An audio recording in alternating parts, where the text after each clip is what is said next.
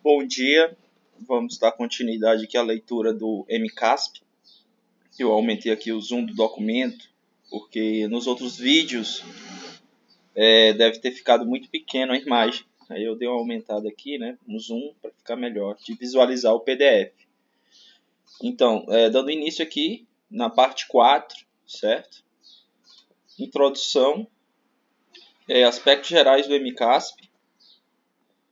Conceitos de plano de contas, objetivos do PCASP, conta contábil, competência para a instituição e manutenção do PCASP, alcance do PCASP, prazo para implantação do PCASP. 3. Estrutura do PCASP, natureza da informação contábil, código da conta contábil, estrutura do código da conta contábil, detalhamento da conta contábil. 5º nível, consolidação. Atributos da conta contábil, atributos conceituais da conta contábil, atributos legais da conta contábil, crédito empenhado em liquidação, introdução.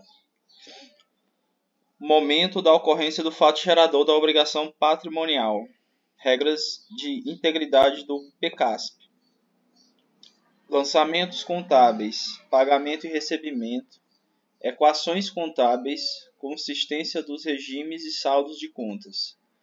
Parte 5. Introdução, alcance, definições, propósitos das demonstrações contábeis, responsabilidades pelas demonstrações contábeis, considerações gerais, apresentação apropriada e conformidade com as normas contábeis, continuidade, consistência de apresentação, materialidade e agregação, compensação de valores, informação comparativa, identificação das demonstrações contábeis, período contábil para apresentação das demonstrações contábeis, tempestividade ou mesmo que oportunidade.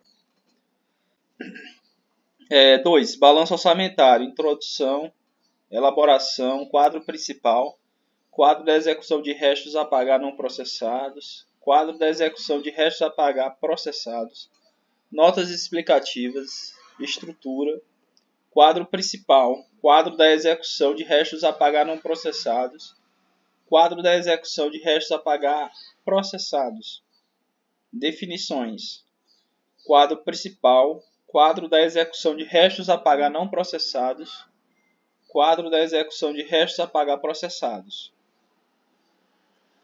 3. Balanço financeiro, introdução, elaboração, notas explicativas, estrutura, definições.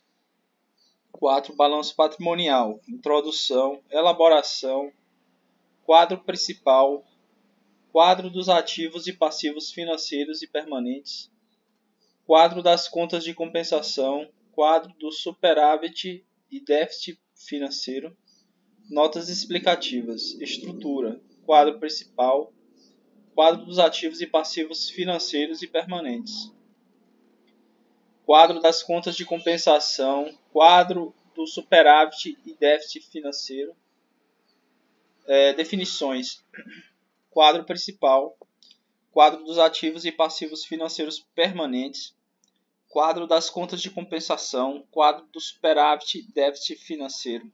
5. Demonstrações das variações patrimoniais. Introdução, elaboração, notas explicativas, estrutura, definições, variações patrimoniais aumentativa e variações patrimoniais diminutiva. Demonstração dos fluxos de caixa, introdução, definições, elaboração, atividades operacionais, atividades de investimento e atividades de financiamento, aspectos relevantes. Notas explicativas, estrutura, quadro principal, quadro de desembolso de pessoal e demais despesas por função, quadro de juros e encargos da dívida, definições, quadro principal, quadro das transferências recebidas e concedidas. 7. Demonstrações das mutações no patrimônio líquido, introdução, elaboração, Notas explicativas, estrutura, definições. 8. Notas explicativas às DCASP. Definição, estrutura, divulgação de políticas contábeis, divulgação de estimativas, gestão de capital, outras divulgações, informações por segmento, objetivo, conceito e contextualização, apresentação de informações por segmento, definições, divulgação de informações por segmento. 9. Divulgação de participações em acordos, em conjunto e em coligadas. Objetivo e contextualização, conceito e divulgação. 10. Divulgação sobre partes relacionadas. Introdução, definições, partes relacionadas, transação com partes relacionadas, influência significativa, pessoal-chave da administração, membros próximos da família do pessoal-chave da administração, abrangência de partes relacionadas no contexto do setor público, remuneração e divulgação do pessoal-chave da administração, materialidade, divulgação de transações com partes relacionadas. 11. Consolidação das demonstrações contábeis. Pronto, finalmente acabou aqui o sumário, né? Pelo que eu entendi aqui, né? Parte geral, contabilidade aplicada ao setor público. Tá, contextualização. Vamos dar início aqui, né? Tipo a introdução aqui, que no caso seria contextualização. A ciência contábil no Brasil vem passando por significativas transformações rumo à convergência aos padrões internacionais. O processo de evolução da contabilidade do setor público deve ser analisado de forma histórica e contextualizada com o próprio processo de evolução das finanças públicas. Nesse sentido, o primeiro marco histórico foi a edição da Lei 4.320 de 1964, que estabeleceu importantes regras para propiciar o controle das finanças públicas, bem como a construção de uma administração financeira e contábil sólida no país, tendo como principal instrumento o orçamento público. Desse modo, o orçamento público ganhou significativa importância no Brasil. Como consequência, as normas relativas a registros e demonstrações contábeis vigentes até hoje acabaram por dar enfoque, sobretudo, aos conceitos orçamentários em detrimento da evidenciação dos aspectos patrimoniais.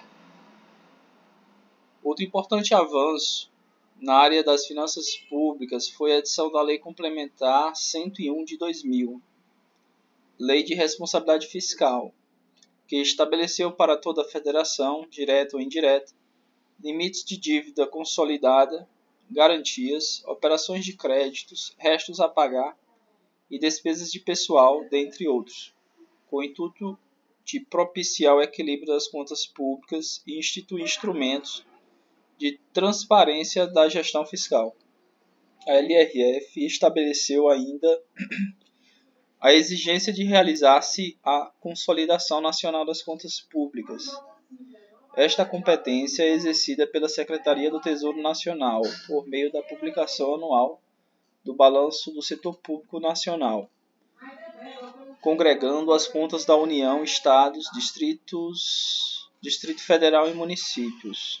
Tendo em vista essa competência, a Portaria MF 184 de 2008 e o Decreto 6.976 de 2009 determinam que o STN, enquanto órgão central do Sistema de Contabilidade Federal, edite normativos, manuais, instruções de procedimentos contábeis e plano de contas de âmbito nacional, objetivando a elaboração e publicação de demonstrações contábeis consolidadas.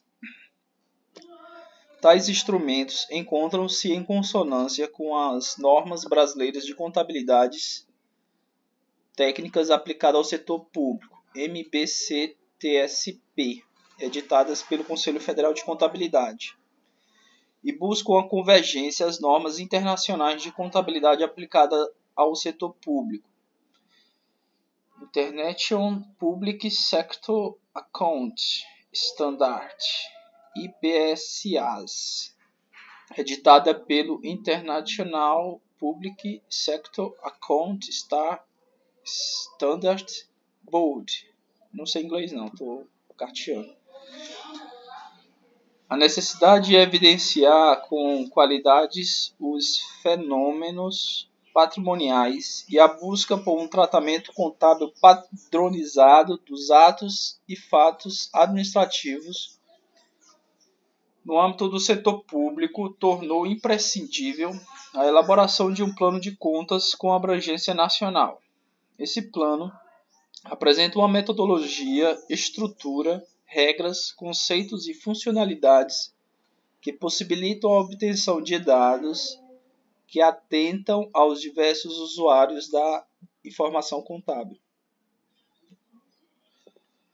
Dessa forma, a Secretaria do Tesouro Nacional editou o Plano de Contas aplicado ao setor público, PCASP, e o Manual de Contabilidade aplicada ao setor público, MCASP, com abrangência nacional, que permite e regulamentam o registro da aprovação e execução do orçamento, resgatam o objeto da contabilidade, que é o patrimônio, e buscam a convergência aos padrões internacionais, tendo sempre em vista a legislação nacional vigente e os princípios da ciência contábil. 2. Plano de contas aplicado ao setor público, PCASP. O PCASP apresenta uma das maiores conquistas da contabilidade aplicada ao setor público.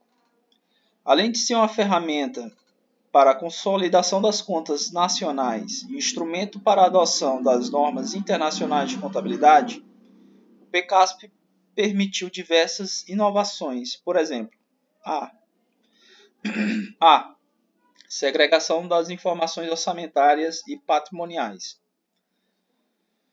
No PCASP, as contas contábeis são classificadas segundo a natureza das informações que evidenciam, orçamentária, patrimonial e de controle, de modo que os registros orçamentários não influenciam ou alteram os registros patrimoniais e vice-versa.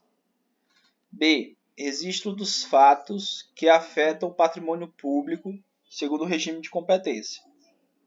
As variações patrimoniais aumentativas, VPA, e as variações patrimoniais diminutivas, VPD, registram as transações que aumentam ou diminuem o patrimônio líquido, devendo ser reconhecidas nos períodos a que se referem, segundo seu fato gerador, sejam elas dependentes ou independentes da execução orçamentária.